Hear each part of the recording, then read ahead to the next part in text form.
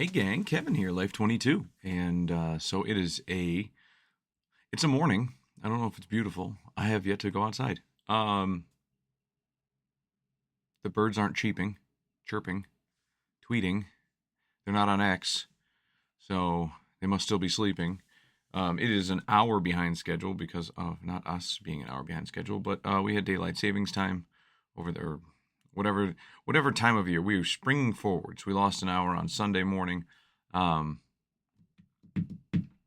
so that said, um, you know, it's really 5:15. Don't let anybody screw with you. Um, so we had a lot going on over the weekend, right? So you guys went on a field trip with uh, with your Kev guy here, and um, so I want to get into tiny houses, finish up on that topic for now. I'd like to jump into the Republican mayhem that happened. I'd like to jump into school board races. There's a whole bunch of things we're going to cover this morning. So, coming right at you. And then, also exciting news, we've got Della coming up on the show tomorrow afternoon, and we'll be sending out invitations to the prospective candidates to get an initial interview from everybody. I was planning on waiting till after petitions got submitted and sent in and nobody got kicked off the ballot, but I think either way, I think this makes well, I've had one candidate or incumbent already reach out to me, so I will be setting times and stuff like that and just sending them out to everybody. And I think it'll be good too because it'll vest the public in the candidates. So somebody says they're going to run, and then you guys get to see the whole process. So if somebody gets thrown off the ballot or what have you, you can be like, well, that seems like BS, and then we'll explain the rules in which happen, and then you'll be like, oh man, that is so dumb. And you're like, yeah. Then we'll be like, yes, now you understand why politics is dumb. It's not just your vote matters. It is all the parliamentary people have been thrown off the ballot before for, like at the end of Kevin's last name, it's supposed to be a Y, but his pen ran out of ink, and so it's slightly faded here. So you can't tell if it's a Y or a V. And so because of its indiscrepancy, it could be a totally different person. Almost like it's a Marvel Universe theory, right? Like, well, but there could be a Kevin Doherty out there going by Kevin Doherty, right? Like you're just like, no, that's not happening in all practical like instances. It's almost like Occam's razor, like the most practical thing, the most likely thing is most likely what actually happened, right? So like whatever seems to be the most likely outcome usually is the outcome. So um, that said, let's get into tiny homes. All right, let's finish up this tiny homes topic for now, anyways. So we went on site. I'm sure a lot of you have seen the video. If not, it's on the channel. Don't forget to like, subscribe. Sorry for those who are audio listeners. You did not get to see the video. See what the tiny home looked like. Um, I know some of the regular commentators, had opinions on it one way or another. But there could have been ways to make the structure look better, but obviously it's under construction. So maybe by shining some sunshine on this project, maybe it takes the owner and shows them, hey, you have to do something, right? You have to do something with this project.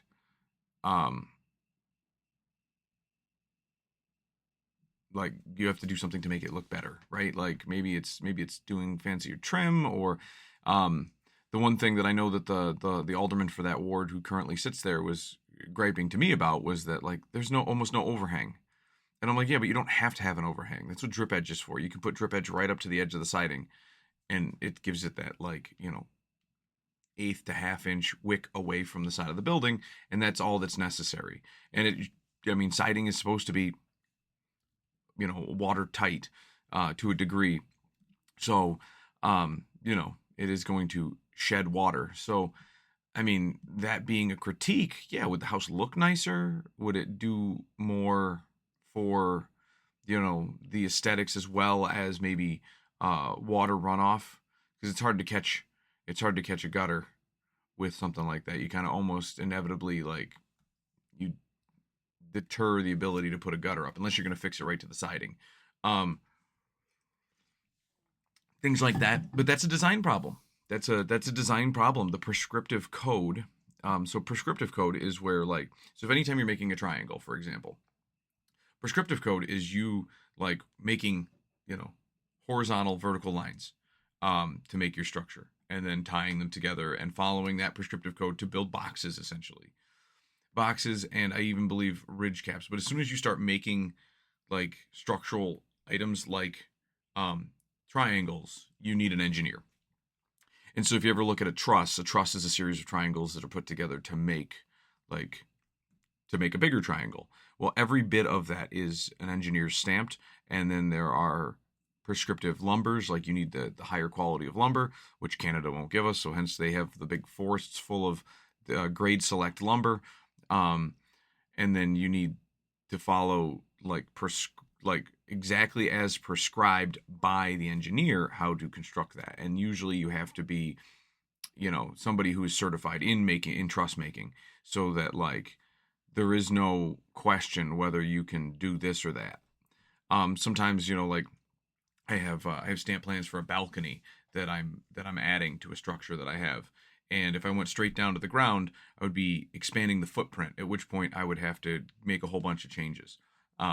And like there's like zoning issues and things like that. But because I'm shooting the brackets back to the house, right? So like as the balcony comes out, affixing the I'm affixing a brace at an angle to come in back to the building, just like you'd see on a shelf bracket. I'm sure that some engineers stamp that for whatever manufacturer made your shelf bracket, and then could tell you load designs. And that's why when you read the little sticker on the one you buy at the store, it tells you like this is good for 200 pounds. This is good for this, and they're also making an assumption here that you're actually bracketing it to a stud and not into toggles and drywall, things like that. But yeah, as soon as you have that triangle created between your bracket that's, you know, and the top, the floor of your balcony, that and the building wall, that automatically requires an engineer stamp, because you can't design a triangle. You're not an engineer. That's the theory behind it. What was okay? So they're prescriptive building. So as long as they're following the prescriptive building code, and the code enforcement guy can go through the list and say, well, wait a minute, that doesn't look right, and they can double check the code and say, oh, you used a 4x4 as a, you know, as a post, and because the entire structure spans over 8 feet, you have to use a 6x6. Like you need to remove that and then structure, you know, make it structural again. And so they have like framing, and they have different phases of their code inspections. But that said, there's things that could be done, but I mean, you also have to owe the guy a little grace, because it is a construction site, and I don't know if it's for his primary residence or going to be his primary residence, but the code does allow for, you know, there are windows. Like you can keep extending a permit. It could take him 5 years. Like how many of you have money out there to build a house, right? Like maybe the guy's doing it on a budget, and as he gets a little bit money here and there from his you know, from whatever he does for a living, he, you know, takes some of that money and he sets it aside, and then when he's like, hey, now I got enough for more 2x4s, or I've got enough for that insulation, and I can start insulating, and I've got enough for wire, now I can wire and do the rough in. I gotta wait a week. Got all the wiring done this weekend. I gotta wait a week until my paycheck bears enough money to pay for the electrical inspector to do the rough in inspection. And then I can start putting up that insulation that I had already bought. So then you can put up the insulation, then you can put up the drywall, and then you can do mudding and taping and seaming and sanding and priming and painting. And then, hey, now that most of the painting is done, let's get the flooring down so we don't have as much paint potentially to get spilled on it. There's a lot to it, right? So the fact that he wants to build two, I mean, go for it. Go for it. I mean, this is America, so you do what you want. That's pretty much the American dream. So the neighbors, for all being pissed off down there, you have worse looking stuff. Like a lot of the houses in that neighborhood need a paint job, and they're like, if you're really like, there's one neighbor that's abuts this property, and I'm sure that's probably the squeakiest of the wheels because his house seemed to be in well order. But you got a lot of vacant lots next to your house, man, and you didn't buy them. Like, you have no right to bitch. You have no right to bitch.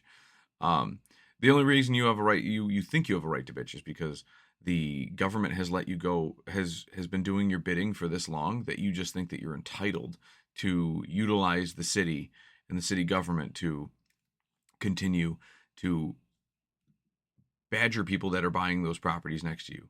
So, oh, you can buy it, but you can't do it if it doesn't, like, you can't do anything with it.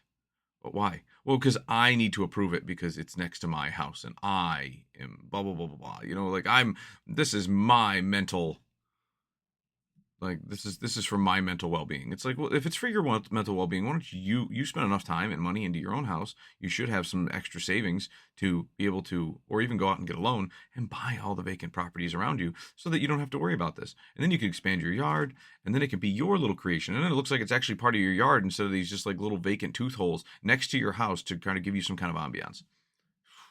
Anyways, people. So we'll have more in the future on tiny homes. I'm actually building an entire um, kind of seminar and business model on this. I'm very excited about this. This entire topic has got me kind of amped up for something. So stay tuned in the future for that one. And then we are going to, before we jump into the next section, I'd like to point out something to most of you who may know this or may not know this, or maybe one of you has the answer and you can give it to me. What constitutes a news station? What constitutes a newspaper, right? What is the media and free press, right? What is that, right? Okay. Well, so here's my thought process. I believe to an extent it is a self-declared title, right? Like, what happened when the Olean Times-Herald was founded? They just got a bunch of people together. They had a big building that said Olean Times-Herald on it. They had printing presses. Just because you own a printing press, does that make you a newspaper? What if nobody reads your newspaper? Because, I mean, that's really the case of the Times-Herald now. And so it's like, okay, and now you don't even own a building in Olean. So you're not, like, I'm pretty sure they sold their building off. So, like, the extent that their employees own homes in the city, I mean, really is the extent of their reach in Olean. But so what makes the Olean Star different than the Olean Times-Herald? Like, okay, they don't, I mean, they actually, the owners of that own property in Olean, both commercial and residential, but they don't have a printing press because they're an e-paper, right? So, and they're free. I mean, do you have to charge? I mean, well, I guess what if somebody else were to start a newspaper? What is somebody else's prerogative to just say that they have no legitimacy? Like, at which point do you say that they have legitimacy? Or is it the fact that they're publishing things and people are reading them? If they just stop publishing things and let all the stories kind of trail off, and then they just had no new information on their website, would that just no longer make them a newspaper? And then in 10 years, if they pick back up, would that make them a newspaper again? There's a lot of there's a lot of things like that, the definitions that humans put on things, that, like, well, I can talk to them because they're the paper, right? Like, okay, well, there's been a lot of, like, connotations lately that, well, the Olean Star isn't the paper. Like, okay, how, well, they're not legacy, right? Like, oh, okay, well, so they just have to be, like, around for 50 more years in order for them to be no. I think you have a couple things at play here. I think that if you are actively writing news stories, that you should be considered a newspaper, regardless of your viewership, because that is something that grows and ebbs and flows over time. The same way that we are Olean's local news station, right? We are the Life22, baby. We talk about all sorts of topics. We talk about self-help. We talk about health and holidays. We talk about we have Kevin's rants. We have political talk. We have what's the scoop on this? We have educational things where we talk about tiny homes and educate you on topics that you might be concerned about. Sometimes they are sparked by local news and local commentary. Sometimes we talk about politics, from mayor's races to the presidential races, gubernatorial races. So I just wanted to just have this conversation. I know that it's one-sided, but I at least wanted to throw those thoughts out there to get people thinking, because there's a lot of people that are saying, well, we shouldn't listen to the Alien Star. They're not a newspaper. It's, well, they are a newspaper because they're writing news, and they're they're not a paper in regards that they are not in print. But I mean, technology has changed. There's a lot of things that aren't in print anymore. So most people, I'm sure most people read the Olean Times Herald not because it's delivered to their house. So if they do read it at all, either that is there's a bunch of people that have passed away that just their credit cards never got canceled. And they're still like the OTH. So that said, I received a call over the weekend asking me if I participated in a poll from the Republican committee. I had no idea what this was about. Well, I had a slight idea because there was a discussion at a meeting that I was at about doing a poll, and I just finished reading the Olean Times Herald or the Olean Star article on it, and there is a couple corrections. And I'm sure I'm going to get blamed for the article being written, even though I was probably one of many calls on this. I had no idea, and I delved deeper to find out that I had never received said email, at which point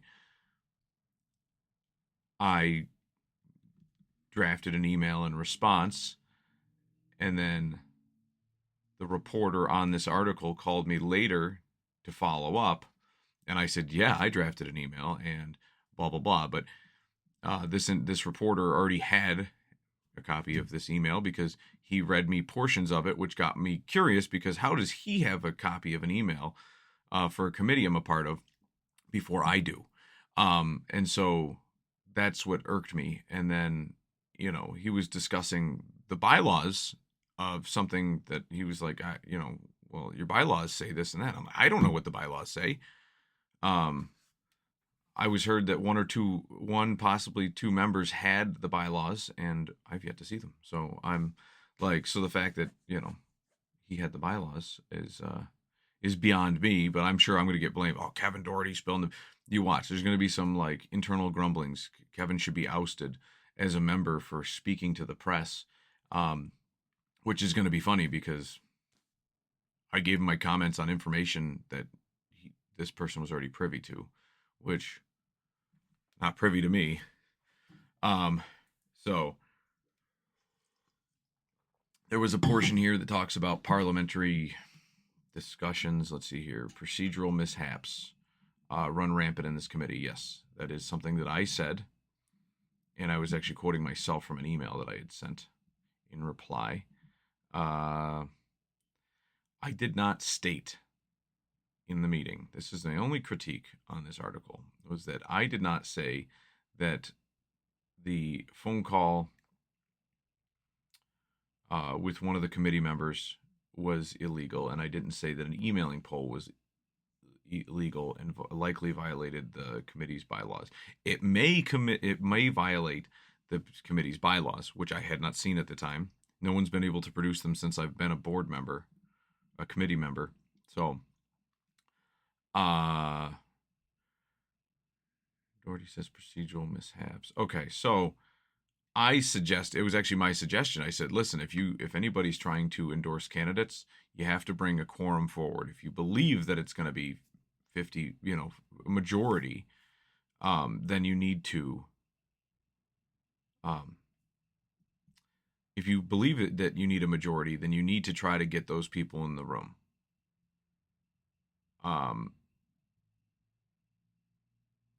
Which we hadn't even started the meeting with a quorum then in that instance. So that was another moment of contention that I had. But I said, if you're going to bring people in the room, you can do a roll call vote and then check later with somebody of a legal authority, somebody whose legal authority is knowledgeable in, political party law and whatever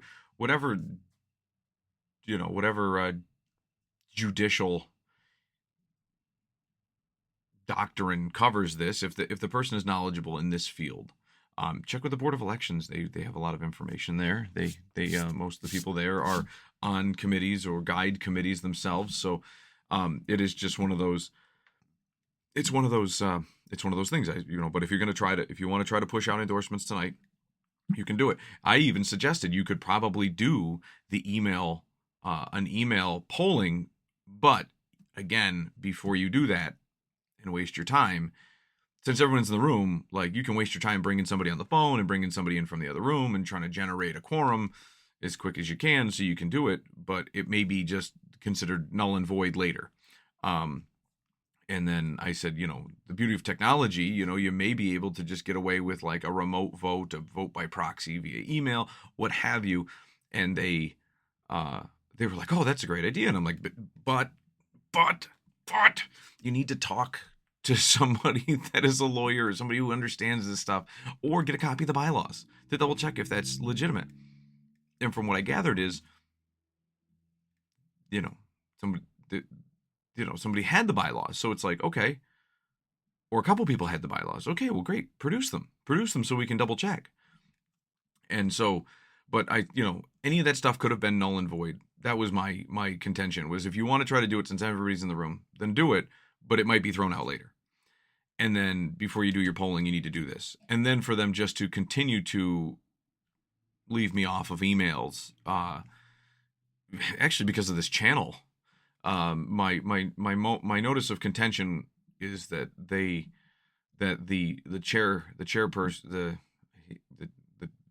chairman of the Republican committee has consistently left me off emails. That is my notice of, like, if you're going to mail them out, then mail them out to everybody. If you don't have everybody's email, then you have to mail it to those remaining people that don't have emails, or gather their emails. You don't get to say, well, I have Kevin's email, but I don't want to send it to him because he made fun of Frank Higgins on this YouTube channel. And it's like, hey, like, listen, like, bury the hatchet, lady. And my big issue with this particular committeeman and chairman is that, like, she, like, and I understand why she's angry with me, but you don't get to use your anger in a passive aggressive way in the parliament of politics, right? So, like, you have a duty as the chairman to notify all members of meetings. You don't get to just say, oh, I don't want to. Or the fact that you can call the Board of Elections and say, when you send the petitions in for my party to pass, remove Kevin's name from the committee rolls, or from the petition roll. So in Ward 4, we passed a petition. Everyone was passing petitions, and there was only 2 names on it. And so that means there's a vacancy. And it's like, that's bullshit. That's bullshit. I had to go call and get my own individual petitions, and I passed them myself so that I could still remain on the committee. But that kind of, like, passive aggressive bullshit. You know what's funny is Kevin Doherty will tell you everything. Anything that's on my mind, I will tell you. I'll tell you when I'm right. I'll tell you when I'm wrong. I'll tell you when I think I'm right. And if you correct me, I will admit that I was wrong. I will take it under advisement. I will remodel myself and kind of contemplate and stew, and then I'll come back to you with my determination. We can redebate. But that's honest. You know what's not honest? Is, like, looking somebody straight in the face and just, like, not knowing, not saying what you're thinking, not doing this, just staying silent, and then, like, doing things behind the scenes. That's dishonest. That's just as dishonest as lying straight to somebody's face and talking to them. You just sit there and somebody's talking at you and you're just kind of, like, bobbling your head, making them think that you're agreeing, right? And then all of a sudden, like, behind the scenes, you're, like, telling other people, screw that guy, screw that guy, screw that guy. Because if you're too much of a pussy to tell somebody to their face on something, that's, like, that's a problem. That's just as bad as lying. Like, that's the issue, is the entire world is run by pussies now, and we need to not. This has got me fired up. So we need to not let that's the people that run the world have to be affirmative. And if you're going to sit there and try to be the chairman of a committee, you can't just back down to stuff. And I'm sure if she's backed into a corner, she'll start swinging. But it's one of those. My other issue with her was always that her defense of Frank, right? It was always, we need Kevin, and this is what I hear behind the scenes to friends of mine and people that she talks to that are on this committee and off this committee. Kevin is not a Republican because he didn't support Frank. And Frank's great-grandfather was the governor of New York, and he was from only in New York, and blah, blah, blah, blah, blah. And he is a moral exemplar. Moral exemplar, a direct quote that I pulled from somebody that they said that hurt. So clearly it is hearsay, right? Not admissible in court. But when four people tell me those words came out of her mouth at different points, like, you're not a moral exemplar. Like, we need to stop holding politicians to the status of moral exemplar. There are no Jesus Christ of politicians. There can be politicians that are still human, so they're flawed, but they are very very good people. You can have politicians that are very good people. It is slim. It is slim. Politics are rife with corruption, and that poses a huge, poses a huge issue. But the problem is that you're not going to sit there and tell me, like, this has been one of my biggest issues, and it's not so much even Frank. It's my, like, I think I've said my piece on Frank, really. My issue is the people that are that like the chairman here, Mary Fay. She is like so enamored with, the legacy that is the Higgins family, that it's like, listen, you want to talk about like being a traditional Republican? There's a lot of Republicans in my small county. It is like Republicans and Democrats. It's funny because I know a lot more people that are on my side of the aisle that are registered Democrat than that are registered for the Republican Party, because there's some people out there that are Republican at heart and they follow the actual, like, what the party, like, synopsis is, and then there's a lot of other people that it's just like their clique. It was the party that they, like, led to take over, and they're surrounded by all their friends and people they graduated high school with and people that they get along with, and like, even though, like, they are left of center, they're like, oh well, this is my stance on abortion. Like, okay, great. Oh, you're Republican in that regard, but every other regard you're a lib. Like, get out of here. Like, that is my notice of that is like why I'm frustrated. So, my frustration aside, these people also, so they sit there and they say, well, listen, we need to hold up these people because they are, like, true Republicans. It's like, true Republicans, like, I mean, when I think of a true Republican, I think of somebody who, is married with lots of kids, faithful, has their problems, right? We're all flawed humans, but, like, is a hardworking Joe, is, goes to church. These are things that, like, like, when you think of Republican, you think of those things. And, like, to say that, like, a lot of these people in town that are, like, politicians that are Republican are, like, it's like, man, that's not really like a stereotypical Republican. Like, they might vote this way or that way on certain Republican topics, like, pro-life and, freedom of speech and, protection for businesses and small government. And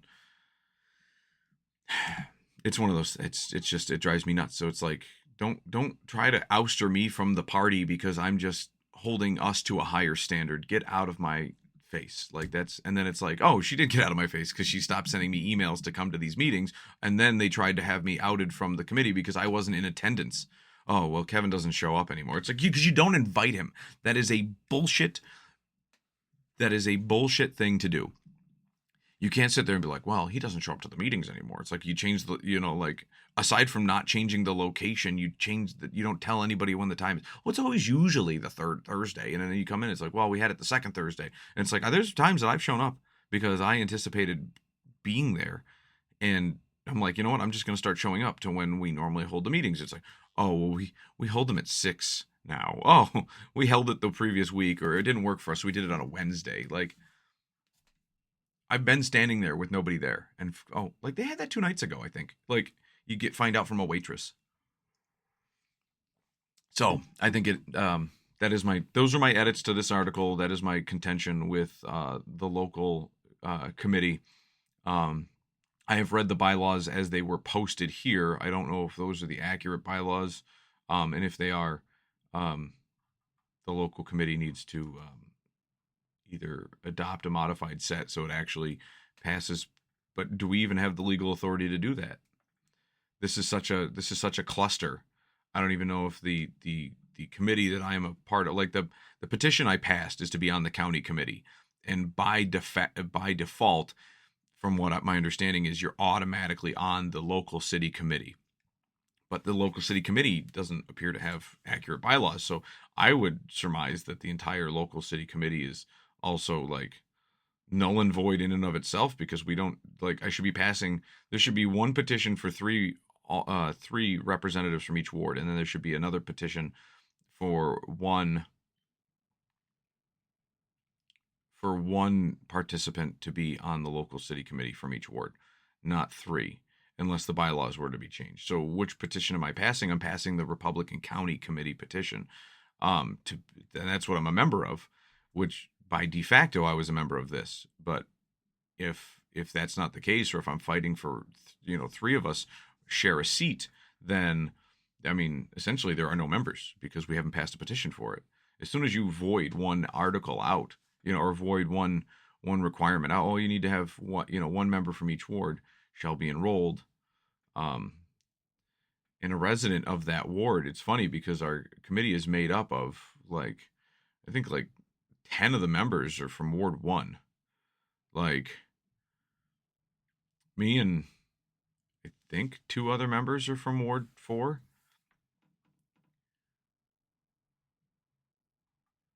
So,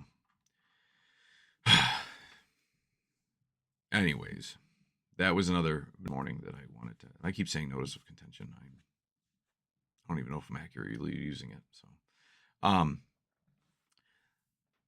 that said, we're going to go into the next topic, which is local school board races, folks. All right, so the school board races are coming up, right? So they're going to be passing petitions here very shortly, very, very shortly, and I believe there's an election in May. There's one seat open. From what I gather, the current position is held by Kelly Keller, and she does a phenomenal job. The thing about Kelly is she is one to show up she's one to show up and put in. She can't phone it in. So when you say you're going to be a school board chair or hold a position of a school board member, you need to show up. And so this is actually putting out on notice everybody that's out there that's planning on running. So it's anywhere from 2 hours to 5 hours a week at just one committee or just one meeting. That's just the general meeting. It can be anywhere from 2 hours to 5 hours. And then you go into committee nights, and it's there's 2 more nights a week that you have to be in committees. Something that I've discussed with board members. And I believe the reason Kelly's not going to rerun is because she wouldn't be able to just phone it in. She would be at every one of those, which means she's going to be putting in 10 to 15 hours a week volunteering. It's not, you don't get paid for this. It is free. It is a donation to your community for you to serve. And so right now there's already a large portion of those board members that don't show up. Kelly is one of the ones who's showing up. And so she'll be a hard member of the board to replace, whether you agree with Kelly's politics or not. And everyone says, well, the school boards aren't political. Bullshit. School boards are political because the people that say that don't want you and your culture to run, right? So if you're of a culture that is very Republican in nature, or your very culture is in Democratic and is a Democrat in nature, then guess what? You're going to have different ideologies and all that other stuff. And guess what? Politics is downstream from culture. So if you have a group of people that are running your school board that are all Democrats, and they say, well, it has nothing to do with our political affiliation. So it's funny because you're all Democrats for the reason that you have similar values, similar ideas, and similar cultures. So politics is downstream from culture. So if you load it full of people with the same ideas, most likely they're all registered under the same political party. And the same can be said about the Republicans. If you're all Republican in nature, and guess what? You can have similar ideas, similar culture. So I don't like this line that says, oh, no, you can't get the politics out of it. Get the politics. No, guess what? Politics is part of life, baby. And that's it. You're going to have a bunch of people that are going to argue about things that are going on at the local school level. And then here's the other thing is that you're not going to be able to change anything. Almost every one of the mandates that people go with, I want to change this, I want to change that. You're not going to be able to do it You're not going to be able to do it. It's all, um, it is all mandated. It's all mandated from the state. It's all, if the state says that you have to do this, if you have to put transgender bathrooms in your bathroom, at the school, at the local level, then you have to, or you lose funding. And you got to think that, like, we're $46 million as a school budget or some crazy nonsense, $56 million as a school budget. And like, we, we're $56 million as a school budget, the school board, or the school district. And like, a large portion of that still comes from the state in federal and state funding. And so we have all these mandates that come down. So it's like, yeah, I understand that there's an executive order that's going to withhold state funding from the state of New York if they're pushing transgender bathrooms, or men and women's sports and stuff like that. But that doesn't change the fact that, like, if the state says something, the the local school district will do it. That's it. That's it. There's a hierarchy of laws here. And so the higher laws trump the local laws, and that becomes the issue. And so for all these people that are, oh, I'm going to change the school board, and I'm going to get on there, and I'm going to stop this and that, like, nope. You want to change the school district? Either pull your kids out of the school and create the district at your home, or you're going to have to run for state ledge. You're going to have to run for U.S. Senate. You're going to have to do something that's going to help manipulate your state in a manner that is more suiting of your values, and obviously then the constituents that vote for you. So that's the issue. And then I've heard that there are 3 candidates I'm aware of that are running for school board. And I don't think they know what they're in for. I don't think that they're going to be. And then from my take and talking with other people that are either on the school board, spouses of school board members, friends of school board members, they're going to be sorely mistaken when they get there, and they're just going to turn into everybody else. You got, what, 5 years, 10, you get 11 school board members, I believe.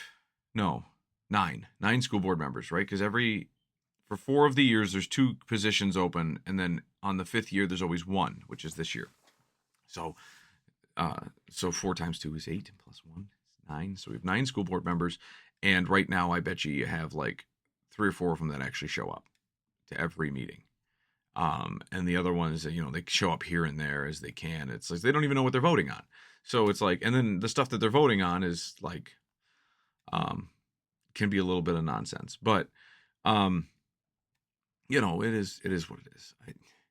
So the 3 school board members, which I'll be reaching out to each one of them to get their take on what they're going to do as school board members, and what their expectations are, and what their platforms are.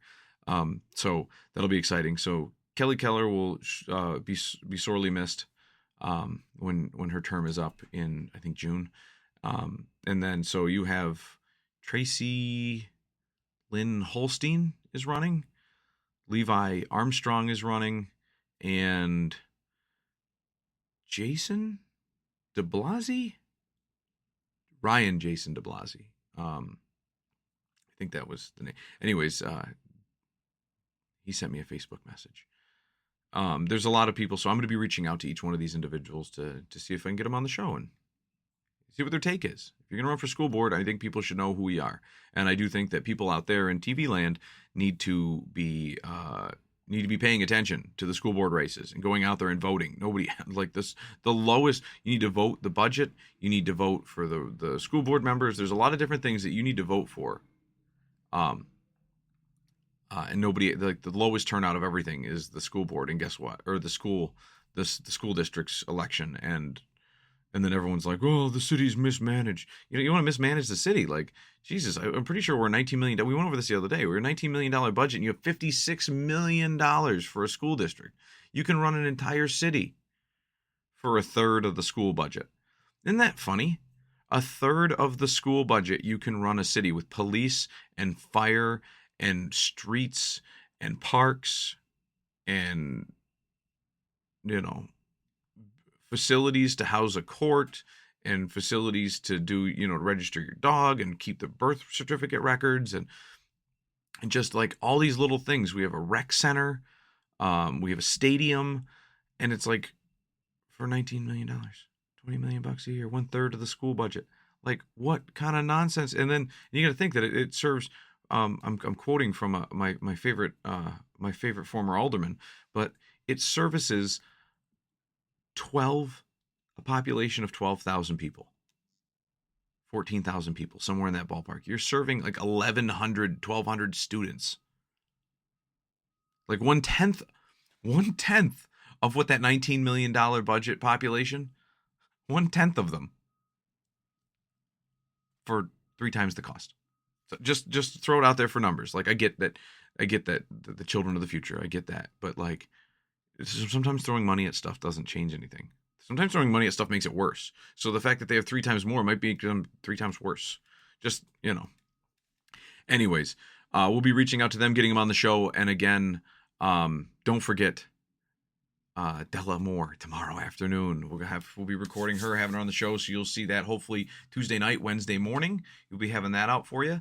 And with that said, guys, you enjoy this hopefully beautiful warm day. It's warm comparatively to everything else that we've been dealing with, but welcome to Western New York. And this is Kevin, Life22. Like, subscribe, and tell your friends. See you next time.